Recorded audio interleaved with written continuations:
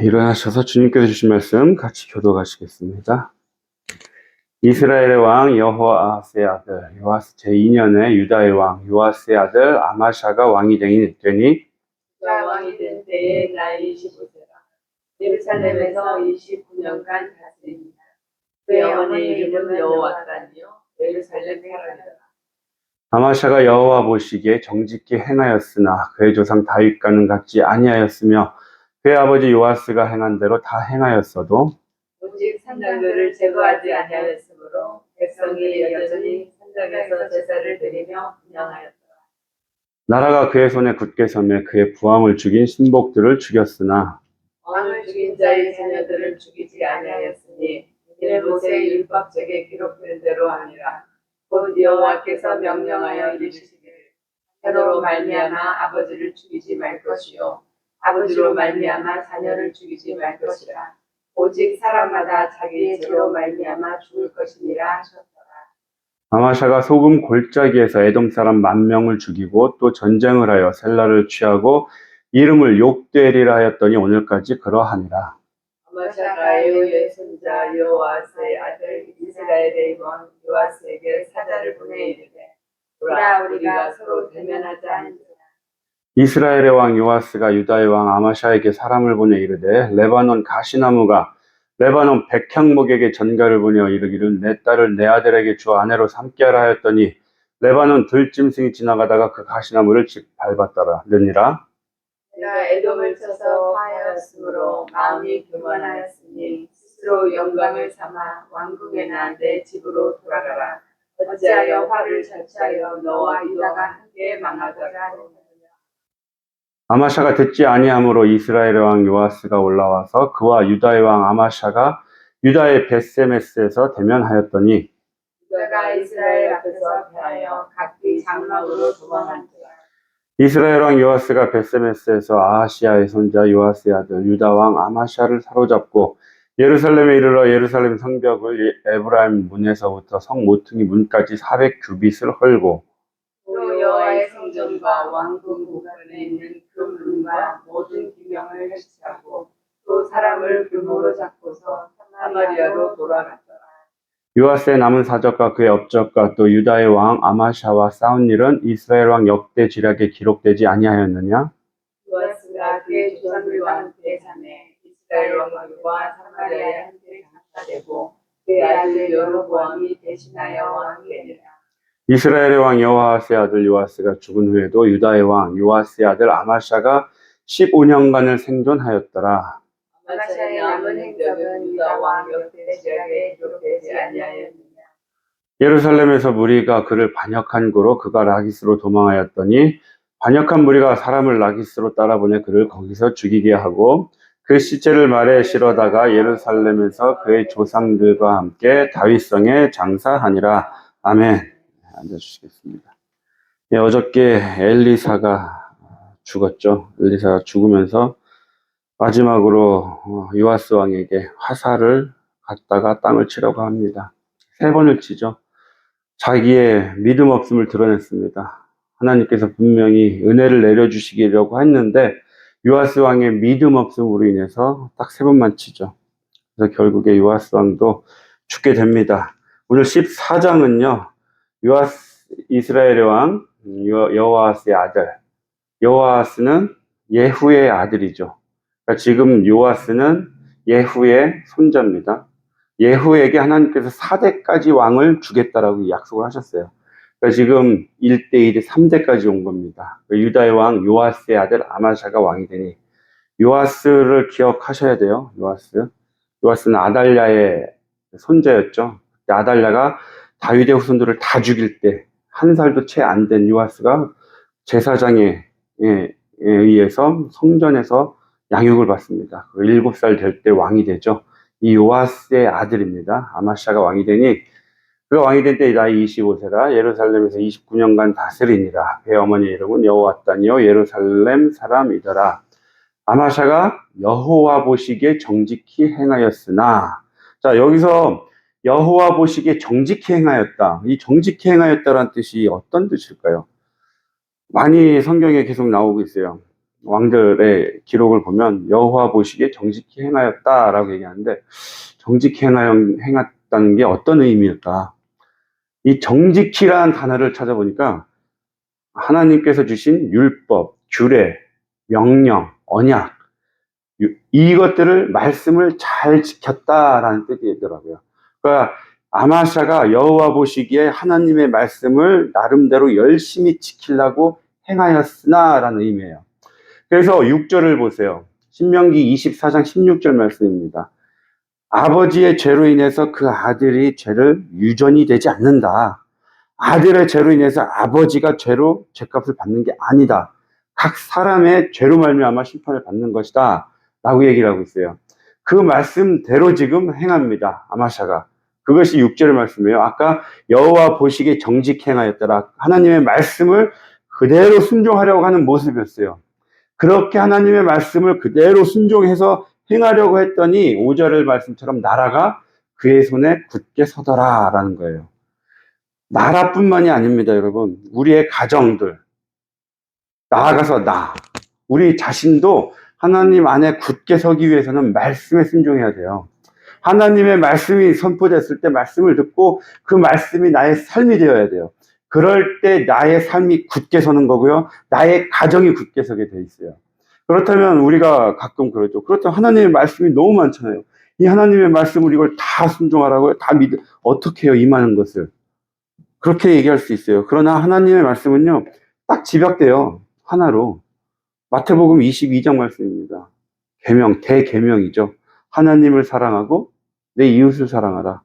그러니까 하나님을 네가 사랑해? 예, 저는 하나님을 너무나 사랑해요. 너 어떻게 보여줄래? 네가 하나님을 사랑한다면서 어떻게 알아, 우리가? 그게 뭐예요? 이웃 사랑이에요. 내가 이웃을 사랑하는 것이 하나님을 사랑한다는 증거예요. 내가 이웃을 사랑하고 이웃을 사랑하면 자연스럽게 섬기게 되어 있다는 거예요. 이웃을 사랑하고 이웃을 섬기고 형제를 사랑하고 형제를 섬기는 게 하나님을 사랑한다는 증거예요. 나는 하나님을 사랑합니다. 구약의 이스라엘 백성들 많이 그랬죠. 신약으로 가면 바리새인들, 서기관들이 나는 하나님의 십계명을 다 지킵니다. 라고 얘기를 해요. 그런데 정작 이웃 사랑은 안 한다는 거예요. 가장 중요한 하나님을 사랑하고 이웃을 사랑하는 것이 하나님의 말씀을 순종하는 거예요. 그대로 살아내면 돼요. 그럴 때 내 가정, 내 나라, 내가 굳게 설 수 있습니다, 여러분. 하나님의 말씀, 그 사랑을 전하는 저와 여러분이 되길 소망합니다. 7절에 아마샤가 소금 골짜기에서 에돔 사람 10,000명을 죽입니다. 이 7절의 말씀이 이 열왕기서에서는 딱 한 절로 설명을 하고 있지만 역대기 하루 가잖아요. 역대기가 25장에 가면 자세하게 설명이 되어 있습니다. 아마샤가 에돔과 전쟁을 하러 갑니다. 그런데 유다 사람 20만 명을 모아요. 그런데 이걸로는 질 것 같은 거예요, 전쟁에서. 안 되겠다. 그래서 북왕국에서 10만 명을 고용을 합니다, 용병을. 은 100달란트를 주고 10만 명을 고용을 해요. 그런데 하나님의 사람이 와서 아마샤에게 얘기합니다. 왕이시여, 북왕국 사람들은 하나님이 기뻐하지 않는 자들입니다. 저들을 데려다가 지금 전쟁에 나가면 왕은 반드시 패하고 왕도 죽게 될 겁니다. 라고 얘기를 해요.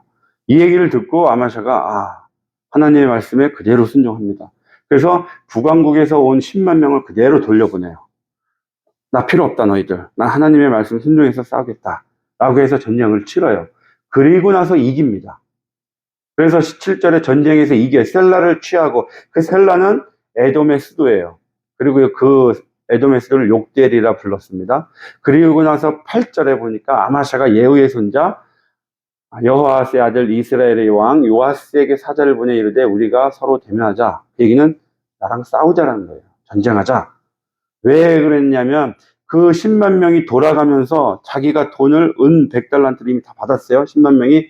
그럼에도 불구하고 자기 나라로 돌아가면서 3,000명을 죽입니다. 역대기하 25장 13절에 유다 성읍들을 약탈하고 3,000명을 죽이고 물건을 노략해서 돌아가요. 이것을 아마샤가 안 거예요. 그리고 에돔과의 전쟁에서 이기고 돌아온 거예요. 그랬더니 지금 너무 화가 나는 거예요. 내가 은 100달란트까지 줬는데도 불구하고 우리나라 사람 3,000명을 죽이고 성읍을 약탈하고 노략을 해? 억울한 거예요. 그래가지고 전쟁하자, 너 나와. 북왕국 왕한테 나와, 너희들. 나랑 싸우자라고 한 거예요. 여러분, 우리가 살아가면서 억울하고 원통한 일이 있을 때가 있어요. 그때 어떻게 하라고 하시냐면 예수님은 그것을 다 아시고 누가복음 18장에 말씀하십니다. 너희가 살면서 낙심하고 원통할 일이 생긴다. 그때 기도해라 라고 말씀하세요. 왜요?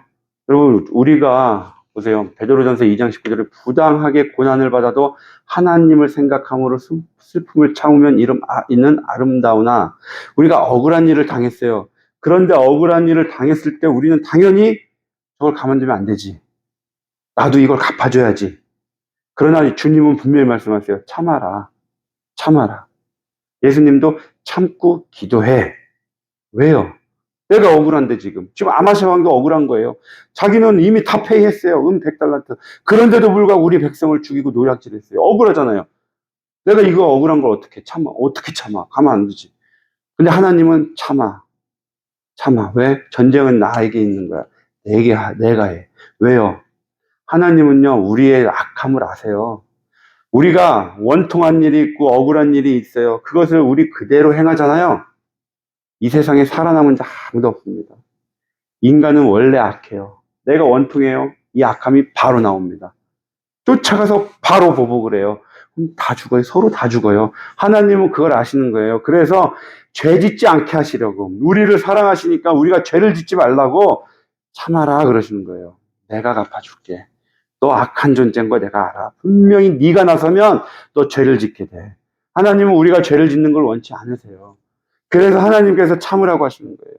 원통한 거 내가 다 알아. 내가 갚아줄게. 너는 참고 있어. 그 말씀을 하시는 거예요. 우리를 사랑하시기 때문에 우리가 죄를 짓지 말라고.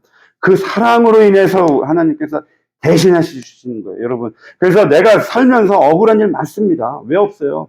예수님 믿으면서 억울한 일 생기고요. 저희도 지금 여기 와서부터 여기에서 하나님의 일을 한다고 예수님을 믿으면서부터 교회를 한 때부터 여기저기서 많은 말들 듣습니다. 억울한 일 많아요. 지금도 우리가 들리는 소리들이 있어요. 그러나 묵묵히 있습니다. 사실이 아니니까. 사실이 아닌 말을 우리가 굳이 내세워서 같이 싸울 필요 없습니다. 하나님은 다 아세요. 진실을 아시기 때문에 결국에 가서는 그 진실을 분명히 밝혀주세요. 그러니까 여러분, 우리도요, 억울한 일 있으면 참으시기 바랍니다. 괜히 나서서 죄를 짓지 마시기 바라요.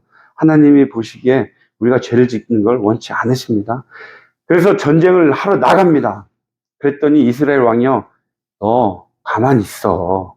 괜히 지금 우리랑은 상대도 안 돼, 너 지금. 그러니까 네가 지금 에돔 이겼다고 마음이 교만해져 있는데 그냥 있어라. 라고 충고를 해줘요.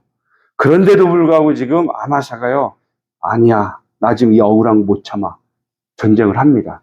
결국에 전쟁을 해요. 그런데 패하게 되죠. 당연히 패하죠. 그 패하게 된 원인이요, 25장 14절에 역대하에 나옵니다. 에돔에 가서 에돔과의 전쟁을 하죠. 그리고 나서 이겼다고 자기가 에돔의 신을 가지고 옵니다. 그리고 나서 에돔의 신을 경배하고 분향을 해요. 결국에 그 문제로 인해서 우상숭배로 인해서 북왕국과의 전쟁에서 패합니다. 자신이 교만함이 있었어요. 여러분, 하나님께서는요, 우리가 전쟁에서 이겼어요. 마치 내가 잘해서 이긴 것처럼, 내가 힘이 세고 내가 전략을 잘 싸서 에돔과의 전쟁에서 이긴 것처럼 착각을 해요. 전도서 3장을 보세요. 모든 것에는 때가 있다고 합니다. 올라갈 때가 있으면 내려갈 때가 있고요. 강할 때가 있으면 약할 때가 있고요. 형통할 때가 있으면 망할 때가 있다고 그래요. 지금 아마샤 왕은 자기가 에돔과의 전쟁에서 이겼어요. 교만해졌어요. 자기가 계속 잘해서 올라갈 줄 아는 거예요. 그러나 우리가 올라갈 때는 누가 활동을 합니까? 마귀가 활동해요. 마귀가요, 끌어내리려고 활동을 합니다. 내려와. 그래서 우리가 형통하게 올라갈 때는 주님 앞에 더 무릎 꿇고 낮아져야 돼요. 마귀가 활동하니까 그 마귀의 활동을 이기기 위해서는 우리가 낮아져야 되는 거예요. 우리가 올라갈 땐 낮아져야 돼요. 낮아질 때는 어떻게 돼요? 주님을 더 붙들어야 되는 거예요. 낮아질 때는 우리가 주님을 붙들어야지 올라갈 기회가 생기는 겁니다. 낮아진다고 하나님을 더 놓으면 그걸로 끝나는 거예요, 여러분. 그래서 우리는 높아질 때건 낮아질 때건 결론은 뭐예요? 주님 붙잡아야 되는 거예요. 올라갈 때도 주님께 낮아져야 되는 거고, 낮아질 때도 주님 붙들어야 되는 거예요. 그래서 우리의 교만함이 우리를 망하게 만든다는 겁니다, 여러분. 그거 형통하고 잘 풀려요? 내가 잘나서 됐다는 게 아니란 거예요. 그래서 결국에 중요한 것은 우리가 잘 될 때일수록 주님 앞에 낮아지고 주님께 더 붙들고 겸손해져야 되는 거예요. 나의 잘나고 나의 지금 이 형통함에 나의 나된 것은 하나님의 은혜였구나 라는 것을 우리의 입술을 통해서 고백하기를 원합니다. 결국에 전쟁을 하죠. 아마샤가요, 잡혀가요. 포로로 잡혀갑니다. 그래서 14절에 사람을 볼모로 잡아가는데 거기에 아마샤까지 왕까지 잡아가요. 원래는 왕은 안 잡아가요. 왕은 잡아놓고 그냥 놔두고요. 그 백성들을 잡으러 갑니다. 그런데 아마샤까지 잡아서 가요. 그런데 하나님이요, 결국에는 아마샤에게 마지막 기회를 주십니다. 다시 되돌려 보내요. 이스라엘의 왕 여호아스의 아들 요아스가 죽은 후에도 유다의 왕 요아스의 아들 아마샤가 15년을 생존하였더라. 그 말씀은 그 15년 동안 예루살렘에 와서 다시 통치를 했다는 얘기예요.